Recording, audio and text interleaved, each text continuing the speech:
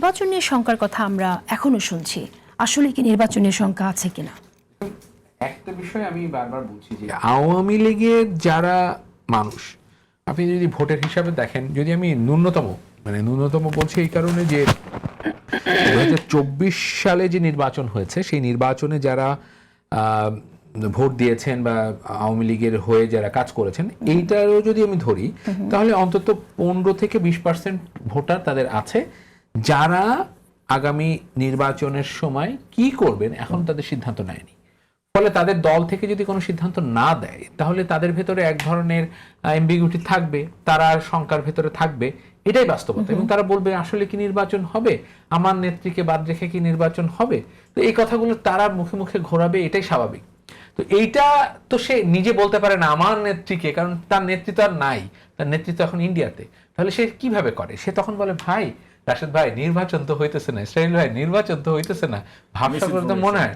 ফলে এই জিনিসটা সে ছড়াচ্ছে, এটা কিন্তু গত 1 বছর ধরে হচ্ছে। এখন একদম শেষ মুহূর্তে এসে এই যে সরকারের বিভিন্ন ধরনের কাণ্ডকীর্তি, এইগুলো দিয়ে মানুষের ভিতরে এক ধরনের সরকারের বিভিন্ন ধরন বলতে কোন কোন ধরনের কাণ্ডকীর্তি? ধরেন আপনি পত্রিকায় দেখেছেন যে ডিসেম্বরের প্রথম সপ্তাহে একটা শিডিউল আসতে পারে, এরকম বলা হয়েছে। আসছে দ্বিতীয় সপ্তাহে, তার মানে 1 সপ্তাহ, ওইটা যে 3 সপ্তাহ পরে হবে না এই গ্যারান্টি আছে নাকি? আমি তো দেখতে পাচ্ছি না। কারণ ইলেকশন কমিশনার যখন বলে দ্বিতীয় সপ্তাহে সম্ভাবনা আছে, তার মানে কি একটা কনফিউশন আপনি ক্রিয়েট করছেন। আপনার তো ভাই এত কিছু করা দরকার ছিল না। আপনি বলেন যে এত তারিখে, দেখেন এত কিছু বিএনপির সাথে যে মিসট্রাস্ট তৈরি হওয়া, জনগণের সাথে ডক্টর ইউনূসের এনজিও সরকারের যে এক ধরনের মিসট্রাস্ট তৈরি হওয়া, তার মেইন কারণ হচ্ছে ওনারা সবকিছু পুতু করে নিজেদের মধ্যে কথা বলেন, কিন্তু পাবলিকের কাছে এসে ক্লিয়ার করে কথা বলেন না। নির্বাচনের ক্ষেত্রে তো দেখবেন যে ওনারা একটা ভেগ টাইমলাইন দিয়েছেন, কোনো স্পেসিফিক টাইমলাইন কিছু বলছেন না। ওনারা শুরু থেকে কিন্তু এই প্রশাসনিক যে কার্যক্রমগুলো আছে এখানে কিন্তু ট্রান্সপারেন্সির অভাব আছে। এই রদবদল যা হচ্ছে এখানে কিন্তু ট্রান্সপারেন্সি নাই। এখানে মানুষের মধ্যে একটা বিভ্রান্তি সৃষ্টি হচ্ছে। না, আপনি দেখেন লটারি করে যে বিভিন্ন জায়গায় ট্রান্সফার হচ্ছে, আপনি জানেন যে লটারি কিভাবে হয়েছে? আপনি একজন সংবাদকর্মী, সংবাদের সাথে সবসময় সংশ্লিষ্ট, আমি শুনেছি একটা কমিটি হয়েছে, সেই কমিটি সেটা স্বচ্ছতা কিভাবে? এই যে তরুণ ছাত্র নেতা থেকে আজকে জাতীয় নেতা হয়েছে রাশেদ, আপনি জানেন যে কিভাবে এই জিনিসটা হয়েছে?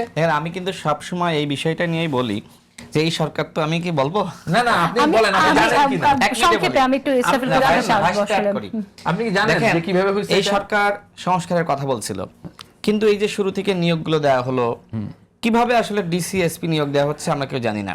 লটারির কথা বলা হচ্ছে, আসলে লটারি করা হচ্ছে নাকি আসলে সরকারের যারা ঘনিষ্ঠ তাদেরকে বিভিন্ন জায়গায় বসানো হচ্ছে আমরা কেউ জানি না। আপনার প্রশাসনিক কাঠামোগুলো তো ঠিক করার কথা ছিল প্রথম থেকেই, এখন লাস্ট মোমেন্টে কাজগুলো কেন হচ্ছে? আপনি লটারি করলে সরকার কিন্তু দেখেন আন্তর্জাতিক অপরাধ ট্রাইব্যুনাল বিচার করতেছে না, সেটা লাইভ টেলিকাস্ট, তো আপনি দেখেন যে আপনি লটারি করতেছেন, সমস্যা কি? আমি গেলাম না এখানে, মানুষ দেখলো যে হ্যাঁ এই যে ট্রান্সপারেন্সি থাকতে হবে, সবকিছু থাকতে হবে, মানুষ জানে স্পেসিফিক্যালি আসলে কি হচ্ছে।